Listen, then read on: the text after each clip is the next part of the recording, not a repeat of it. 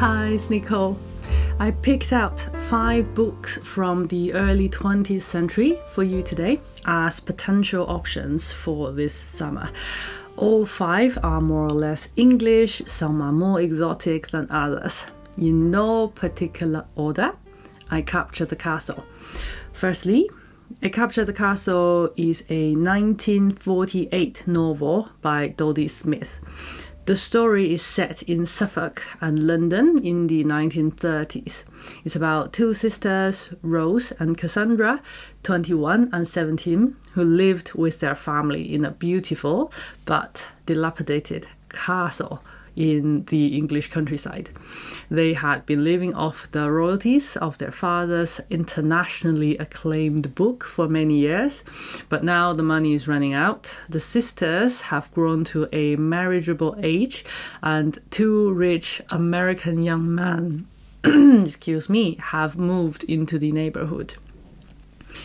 It sounds rather like the plot of Pride and Prejudice. In fact, the sisters comment on that themselves. The novel is written from the younger sister Cassandra's point of view in the form of her diary, and the narrative flows all over the place, a bit like streams of consciousness, but less complicated, a lot less complicated than Virginia Woolf. Here's an example. Rose asked, "Did you think of anything when Miss Marcy is a neighbour, when Miss Marcy said Scotney Hall was being reopened? I thought of the beginning of Pride and Prejudice, when Mrs. Bennet said Netherfield Park is let at last, and then Mr. Bennet goes over to call on the rich new owner." "Mr. Bennet didn't owe him any rent," I said. "Father wouldn't go anyway. How I wish I lived in a Jane Austen novel." I said I'd rather be in a Charlotte Bronte. Which would be nicest, Jane with a touch of Charlotte, or Charlotte with a touch of Jane? This is the kind of discussion I like very much, but I wanted to get on with my journal, so I just said 50% each way would be perfect, and started to write determinedly. Now it is nearly midnight. I feel rather like a Bronte myself, writing by the light of a guttering candle with my fingers so numb I can hardly hold a pencil. I wish Stephen hadn't made me think of food, because I have been hungry ever since, which is ridiculous, as I had a good egg tea not 6 hours ago. Oh dear, I have just thought that if Stephen was worrying about me being hungry, he was probably hungry himself. We are a household. I wonder if I can get a few more minutes light by making wicks of matchsticks stuck into the liquid wax. Sometimes that will work. It was no good, like trying to write by the light of a glowworm. But the moon has fought its way through the clouds at last, and I can see by that. It is rather exciting to write by moonlight. The story starts in March and ends in October. I chose this as a summer book because a particular scene in the story left a deep impression. It's the midsummer rites of the 2 sisters. Cassandra carried out the ceremony on her own for one last time. Rose was getting married, and Cassandra felt the end of her childhood. It's a coming-of-age story after all, and the midsummer rites were particularly bittersweet.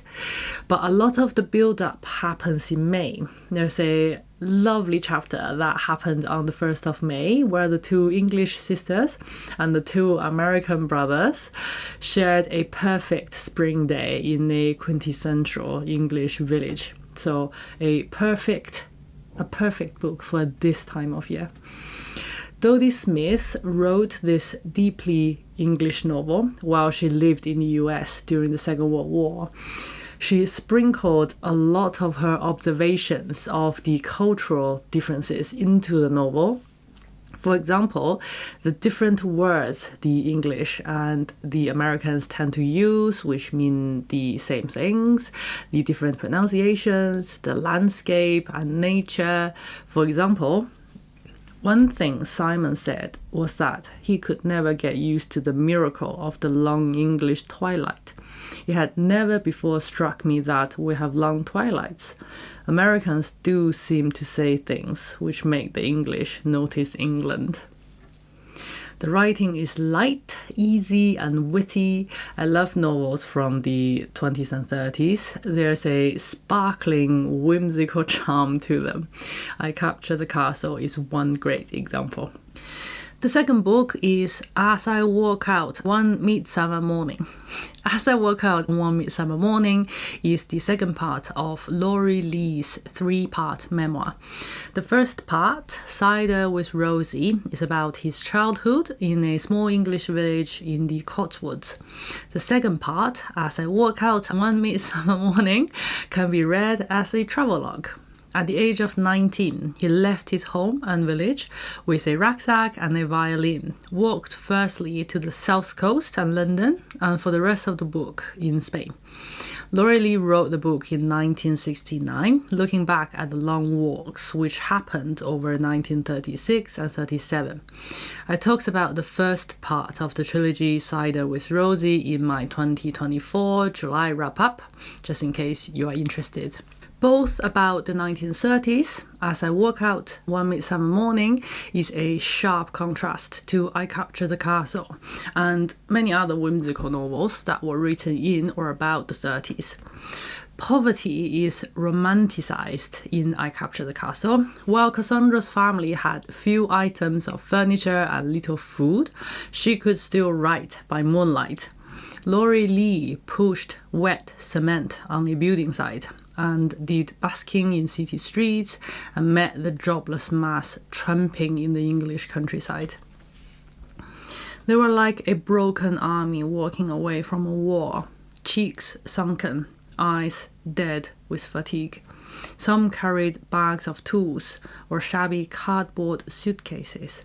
Some wore the ghosts of city suits. Some, when they stopped to rest, carefully removed their shoes and polished them vaguely with handfuls of grass. Among them were carpenters, clerks, engineers from the Midlands. Many had been on the road for months, walking up and down the country in a maze of jobless refusals, the treadmill of the mid-30s. He walked through one impoverished Spanish village after another. All he met was kindness, but the people lived in squalor. It gives me a perspective that I never knew from I Capture the Castle, Cold Comfort Farm, Mrs. Dalloway, or The Pursuit of Love, which are all more or less about the middle or upper class life. The glamorous images of women in fur coats in theatre boxes often pop into my head when I think of novels of that era. So if you want to see a different 30s, to know what ordinary people's life was like in England, the first two chapters give a realistic picture.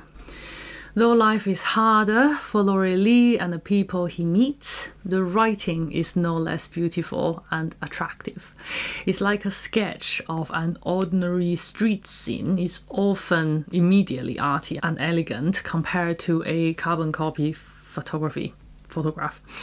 The punishing works and the terrible living conditions of the English and Spanish people are seen through Lee's eyes and adorned by his writing. And I chose this title because firstly, he sets off in summer and the unbearable heat in Spain is a strong element. Secondly, it's an English take on the exotic continental Europe. He loved the Spanish. That's why being lifted out of the Spanish Civil War by British Navy by the end of the second book, he went back voluntarily at the beginning of the third. His imagination is very English. He says the leaves are as wet as Wales and the inn is as old as Chaucer. His adjectives, descriptions, and metaphors are surprising and fresh. His building site job is done to the stiff hours of blistering labor. One of his landladies is a valiant blonde. The first time he heard Spanish language spoken, it sounded like metallic bursts of speech that bounced off the rocks like bullets. It's quite hard to say. The meat he ate came off the bone like petals from a rose. When he entered a village, the children watched him expectantly as though I was a firework just about to go off. He has a gift for sketching people in a few words and sentences. We only meet each one briefly who passes through his life, but everyone leaves an impression. Next, Mrs. Dalloway. Mrs. Dalloway by Virginia Woolf is the most well-known in this list. I don't need to say much. Between Mrs. Dalloway, To the Lighthouse, Orlando and Jacob's Room, this is my favorite. If you've never tried Woolf before, they are all excellent in different ways, but all things being equal, why not try my favorite? Published in 1925, the novel is set in London and the story happens on one day in June. That's partly why I chose it for this video. Mrs. Dalloway is one of the iconic novels in the stream of consciousness style. According to Curden's Literary Dictionary, stream of consciousness is a style that attempts to depict the multitudinous, means numerous, a new word for me, thoughts and feelings which pass through the mind of a narrator. It's harder to get into compared to a straightforward narrative, but it's a wonderful experience once you get the flow of it. For example, this is what goes through Mrs. Dalloway's mind as she walks through the streets of London. For having lived in Westminster, how many years now? Over 20. One feels even in the midst of the traffic or waking at night. Clarissa was positive, a particular hush or solemnity, an indescribable pause, a suspense, but that might be her heart, affected, they said, by influenza, before Big Ben strikes. There, out he boomed, first a warning, musical, then the hour, irrevocable. The leaden circles dissolved in the air. Such fools we are, she thought, crossing Victoria Street. Do you notice the rapid switches between first and third person narrative and the verbs in present and past tense? If you go and watch my first 5 modern classics for summer video from 2023, you'll find I recommended To the Lighthouse because that one is about a summer holiday, which you can also read if you haven't yet. The Painted Veil is the next one. The Painted Veil is a 1925 novel by British author W. Somerset Maugham. The protagonist is a young English woman called Kitty, who, out of family and societal pressure, hastily marries Walter Fane, a bacteriologist working in Hong Kong. After discovering her affair with another man, Walter forces Kitty to go with him deep into a cholera-stricken region in China. The novel is one of the lesser-known ones on this list, but you might have watched the 2006 film adaptation. The novel is quite different from the film, especially the last third. If you watched the film, you might be surprised like I was. It feels like the film reaches the decisive conclusions that Mom looks at from a distance and wants to reach, but somehow is afraid to go all the way, especially on the themes of personal transformation and redemption. But I guess on the other hand, the story is not a caricature, it's more realistic. The protagonist doesn't finish her transformation and turn into a butterfly by the end of the story. I chose this because the story happens in the summer and it's hot all year round in Hong Kong and the southern part of China. Like Laurie Lee, though the story is set in an exotic location, the perspective is English through and through.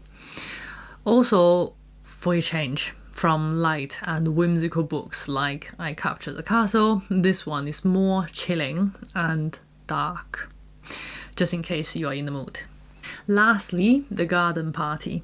The Garden Party by Katherine Mansfield is a 1922 short story that revolves around the Sheridan family, who are preparing for a lavish garden party on an early summer day at their home. The story is set in New Zealand with passion fruit ice cream and focuses on Laura, one of the daughters. As the preparation continues, Laura hears the news that one of the poor who lives down the hill has died in an accident. Despite Laura's protest, the party goes on as planned. After the party, Laura's mother sends her to deliver scraps from the party to the bereaved family, and Laura ventures alone to the land of the dead. The story is about social classes on the surface level.